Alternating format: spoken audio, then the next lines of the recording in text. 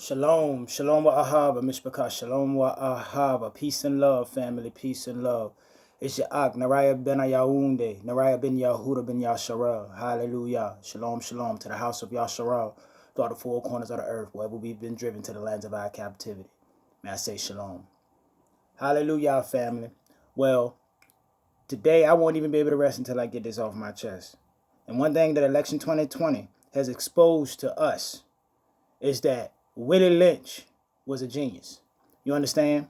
When you look and you see the backlash the brothers like Ice Cube got even before the election, and when you look at the backlash that is coming from Israelite women, so-called black and African American women, who are neck deep in the Democratic Democrat Party, that they are coming out and attacking black men, Israelite men, so-called African Americans, for independently thinking and voting outside of the box. You see what I'm saying? So they are coming and saying that 20% of black men voted for Donald Trump because they hate black women. Then they got articles out there talking about, we want to say thank you to 80% of the black men that voted for the slave master, slow-mo Jim Crow Dro, and still love black women. Now, if that ain't some slave, well, what Vicky Dillard call them? The League of Ancient Mammies? Now, let's talk about Willie Lynch, and you'll understand why, if you do not learn your history, you are destined to repeat it. There's nothing new under the sun, okay? Now, William Willie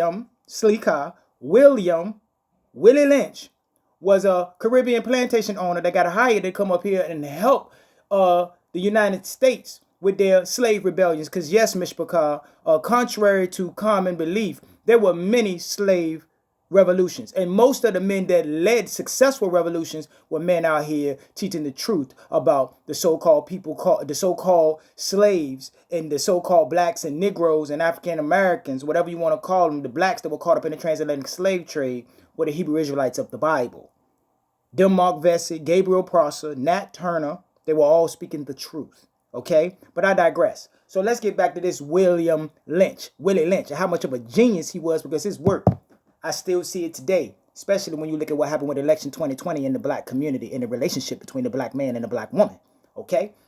So William Lynch said that you get, first off, in order to control the plantation, you got to divide the slaves. Light skin versus dark skin, tall versus short, male versus female, old versus young, light skin versus dark skin. So you starting to understand some of the common problems we have in our community, especially with colorism. So now let's get back to this thing separating the man from the woman. See, one of the first things that he said you should do is you should take the strongest male buck slave, okay? And you should buck break him. Now, how a man did that, you know what I'm saying? They tied him up to all four of his limbs to a horse. You know what I mean? They might have sat there and sodomized them and raped them before they did it, right in front of all the other slaves, and especially the women and the children. And then they tie his limbs up to four horses, boom. Split them right down the middle. Then they take the dudes or the slaves that were supporting him, you know what I mean, that were backing him, they take them and they beat them into an inch of their life until they beg for their life. See what I'm saying? So then they go and they tell the Negro wench, but he used the other word, the Negro wench. They let her know, if you don't want this to happen to your sons, then I suggest you get them to fall in line. See what I'm saying? Now, through fear, she is going to teach her son, her children, to eat out of the master's hand. And thus, you have perpetual mental slavery. See what I'm saying? Because she will then eat out of our hand, or out of the master's hand. And then she would teach her children to eat out of the master's hand. And then, no longer will the slave master have to stay and watch at night. The Negro wench will stay and watch for us. Now, let's fast forward to 2020. Now, you got, before the election, you had so-called black women and African-American women being told by the mainstream mass media, by your Donna Brazils and by your Joy Reids and by your Jamel Hills, to go and put pressure on the black man to go out here and vote for Jim Crow slow-mo Biden. This man has locked up more black men, Israelites, so-called African Americans. He has locked up more black people, black men, than any other politician, than any other politician.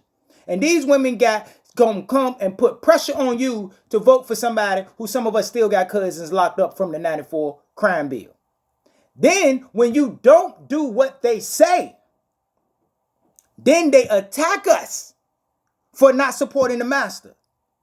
Now, I don't know about you, American black man, but I'm tired of sloppy seconds. I'm tired of her coming out of the back door of the master house after she just finished serving him, and then coming and telling us what we need to do in order to keep this plantation operating properly. So I want to say to all my people out there who are looking and seeing this narrative of how they are saying, or even before the election, they said that if Donald Trump win, blame the black man. Well, how about this? If Slim Crow or Jim Crow, Sleecar, if Slow Mo Jim Crow Joe and Kamala Heels Up Harris, because yes, she screwed her way to the top. The only black DNA in Kamala Harris is the DNA of Willie Brown. You don't know what I'm talking about? Go look it up. Okay? Go look it up. You can Google everything else. Go Google that. And inform yourself before you go out here and support your own slave master and shoot yourself in the foot. But that Willie Lynch was a genius. Because just like he said, once you put this in order, it'll take a cultural phenomenon in order to break this mind state. And we are still insane. It's not insanity repeating the same actions, expecting different results. So here you go once again, my people, that went and saved the Democratic Party, and you expecting different results. That's borderline insanity. And going out there and cheering for your oppressors, cheering for the people who've been putting in policies that's keeping your community in poverty. Everywhere that the Democrats run our communities, we live in poverty. That's borderline mental illness, seeing y'all out here celebrating that racist bastard. And with that, family, I'm going to go and get out of here until we meet again. Y'all stay safe. Keep your eyes open. Stay firm in your faith. And don't be tricked by the sorcery of the black mainstream media. Cut them all off. Joy Reid, Donna Brazile, Lord have mercy, Van Jones was up there crying like a full-blown baby. He was so happy his slave master is back in office and he can finally go back to living his good life while the rest of his people live in perpetual poverty.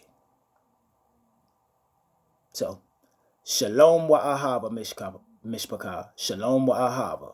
Rise, Israel. Shalom.